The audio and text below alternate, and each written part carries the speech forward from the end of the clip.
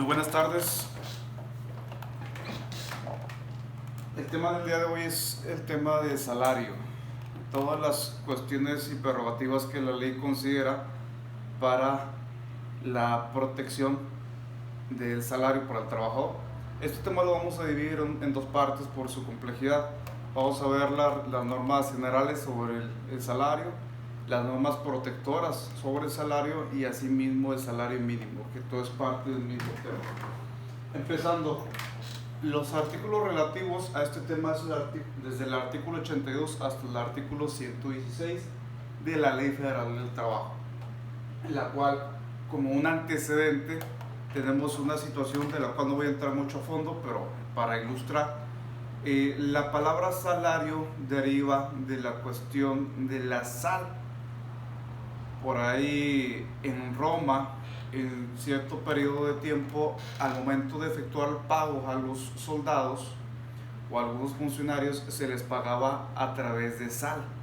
La sal era un material muy importante porque te daba la oportunidad de poder conservar los alimentos. Entonces era una sustancia que era de vital importancia y tenía un valor. Era una forma de pago. De ahí por ahí también antecede una pequeña anécdota sobre cuando tú estás en un restaurante y pides la sal y tienen la costumbre de darla de mano a mano, y hay personas que te mencionan, no, pónmela en la mesa y de ahí la tomo, por una cuestión de buena o mala suerte. El detalle es que ha ido tomando connotaciones de suerte, sin embargo el tema es lo mismo. En aquella época era muy común también de que se le iba a hacer el pago al soldado, y al momento de que el soldado iba a tomar su pago, la soltaba y el otro caía, entonces se echaba a perder. ¿Y de quién fue la culpa? ¿Del soldado, que no lo agarró a tiempo, o del otro que lo soltó demasiado rápido? Entonces ahí se hacían conflictos y era una cuestión pues problemática. Entonces por eso era el pago, aquí está tu salario, nada de mano en mano, no tiene nada que ver con la buena suerte. Pero bueno, eso es una pequeña anécdota. El artículo 82 y el artículo 83 nos menciona lo que es el concepto y las modalidades de salario. El concepto, obviamente estamos hablando de la remuneración que se obtiene del patrón por haber realizado un trabajo. Lo podemos ver de esa manera muy simple. Ese es el concepto. En cuanto a las modalidades, la ley considera algunas de las más recurrentes, lo que es unidad de tiempo, es decir, que te pagan en base a horas, en base a la cantidad de horas. También por unidad de obra, que es que te paguen por la calidad o cantidad de ciertos productos que tú elabores. Es unidad de obra. También podemos hablar de comisión, que es tener un salario base, que es el mínimo porque así lo solicita la ley, y adicional en base a productividad o en base a ciertos mecanismos tendrías un adicional, que es el de salario por comisión, precio alzada, destajo, y uno de los más comunes que no está considerado dentro de la ley de una forma implícita, pero sí está manejado y regulado, que es el salario diario. Es en base al día, laboraste el día, tienes tu salario. Esas son las modalidades, no vayamos a confundir entre forma, fecha, frecuencia, no, es la modalidad, de qué modo me vas a pagar. Al momento de que elaboramos el contrato individual de trabajo, hay cláusulas específicas donde mencionaremos la modalidad, no es forma de pago. Esa es otra cosa que ahorita vamos a ver. En el artículo 84 también nos menciona que es la integración de salario. ¿Qué integra mi salario? ¿Qué voy a considerar que está dentro del cúmulo conocido como el salario? Bueno, pues ahí hablamos de una forma muy general, te lo puedo mencionar, es que todas las percepciones económicas que se obtengan por la realización del trabajo, todas, apoyo para gastos de transporte, bonos de despensa, comisión, primas, todas las percepciones que yo obtenga van incluidas en el salario para efectos de este tema.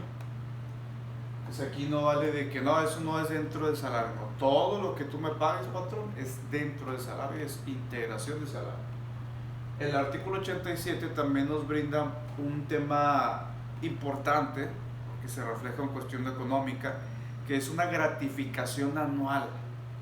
Este beneficio, como un antecedente, pues ha derivado de ciertos logros sindicales a nivel mundial, de manera que se estipula dentro de la ley, de las normativas laborales, que cuando yo cumplo un año de servicios, tengo derecho a una gratificación anual. ¿Qué comprende esta gratificación anual? Pues hablamos de que son 15 días de salario íntegro, el cual se tiene que pagar antes del 20 de diciembre. Si la relación laboral se termina antes de esta fecha, bueno, pues, o antes de cumplir el año, pues estaremos hablando de un pago proporcional. La mecánica de proporción es exactamente la misma que hemos visto en videos anteriores que les he explicado sobre la distribución de los 365 días para obtener el factor proporcional. Ese ya es otro tema del cual no me voy a abocar, pero aquí el punto es que tenemos una gratificación anual. Asimismo, el artículo 89 nos indica la mecánica o el criterio a tomar cuando hay algún tipo de indemnización, que tenga que pagarle algún tipo de indemnización al trabajador, ya sea por una cuestión de despido injustificado, ya sea por una revisión laboral, etc. Aquí el punto es que voy a tomar el salario del día en que nace el derecho. Supongamos, el día de hoy corren al trabajador, pero le acaban de dar un aumento el día de ayer. ¿En base a qué cantidad, en base a qué salario vamos a hacer su cálculo de indemnización? Podrías pensar, no, pues en el salario que tuvo más tiempo. No, es el salario en el cual el día que nazca el derecho. Si lo corres hoy es el salario que vamos a considerar. Ahora, ¿qué pasa con los trabajadores que tienen un salario variable? Un día gana 1,000 pesos, otro día gana 100 pesos, otro día gana 150, etc. Entonces, ¿cuál vamos a considerar? Bueno, la ley igual estipula un mecanismo. La ley nos indica que vamos a considerar el salario de los últimos 30 días efectivamente laborados. Y en base a eso vamos a hacer una sumatoria y vamos a dividirlo entre 30 para sacar el salario diario de ese trabajador. Y así poder determinar qué tipo de indemnización, los cálculos correspondientes de la indemnización.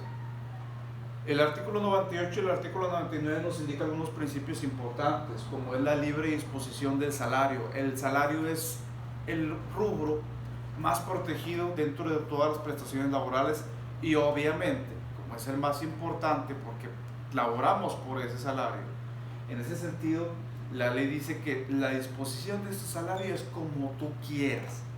Patrón y nadie te va a decir cómo disponer de tu salario. Hay una libre disposición de salario y asimismo hay una irrenunciabilidad de salario. No puedes renunciar al salario bajo ninguna circunstancia, por escrito, verbal, de ninguna manera. Es irrenunciable el salario. El artículo 101 ahora sí nos indica la forma de pago.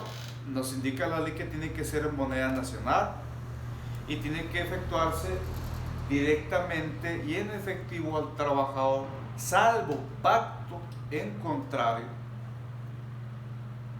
Obviamente, si hablamos de pacto, hablamos de que hay una autorización por escrito del trabajador indispensable para poder variar la forma de pago. En lugar de hacerlo en efectivo, se lo voy a realizar a través de algún depósito, alguna transferencia, alguna cuenta de nómina, etc.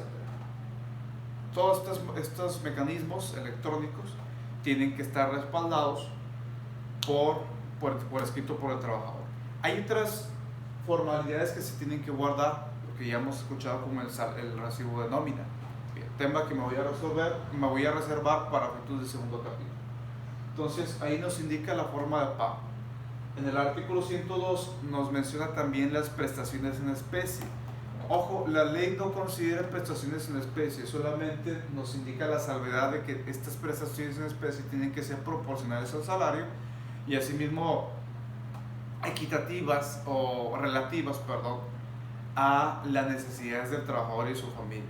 Hasta ahí. es lo único que regula, no menciona ni obliga al patrón a nada más. Entonces hay que considerar esa cuestión. El artículo 104, 105 y 107 nos indica también ciertas protecciones adicionales al trabajador, como una es la nulidad de cesión del salario. Si yo firmo por escrito que te cedo mi salario, ya sea el patrón o alguna otra persona, esa cesión es nula. Hay una nulidad de salario. Asimismo, multas o compensaciones son nulas. No puedo multar al trabajador. No puedo multarlo, te voy a quitar un día de salario por este comportamiento, etc. No, eso es ilegal. De hecho, da pie a que pueda haber una agresión laboral por parte del trabajador hacia el patrón. La compensación, no, ¿sabes qué? Tómate un día. Yo sé que te debo cierta cantidad de salario, pero mira, ¿cómo ves? Tómate el día de mañana. Eso es una compensación, eso es ilegal, eso es nulo. Son cuestiones que hacemos muy frecuentes, pero completamente al margen de la ley, no está permitido. El artículo 108 y 109 también asimismo nos menciona el lugar de pago y el día de pago. Otras dos imposiciones que se tienen que guardar muy bien en el contrato. ¿Dónde te voy a pagar? Bueno, obviamente estamos considerando que el pago se estaría realizando en efectivo para que tú le digas al trabajador dónde. Si es en efectivo, tiene que ser en el lugar de trabajo y en horas hábiles.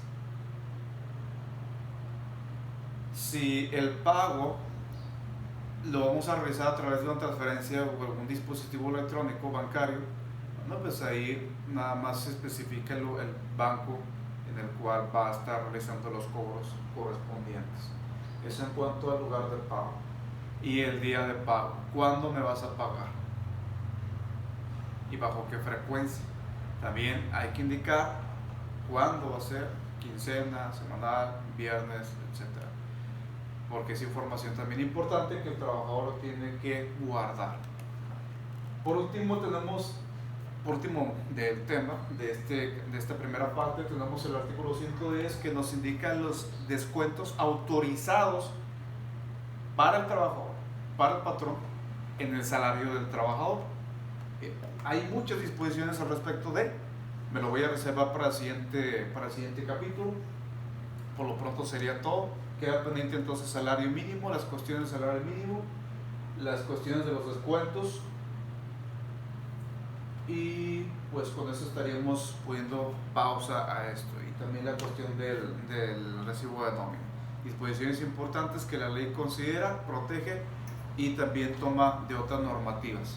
Después en el siguiente capítulo lo vamos a analizar. Dale like al video, apóyame con esa cuestión. Dale también clic a la campanita para que estés pendiente de toda la información. Y recuerda siempre que toda esta información es para cultivar nuestra información en la cuestión laboral y así poder tomar mejores decisiones y asimismo contribuir a la cultura jurídica en materia laboral. Que tengan una excelente tarde. Gracias.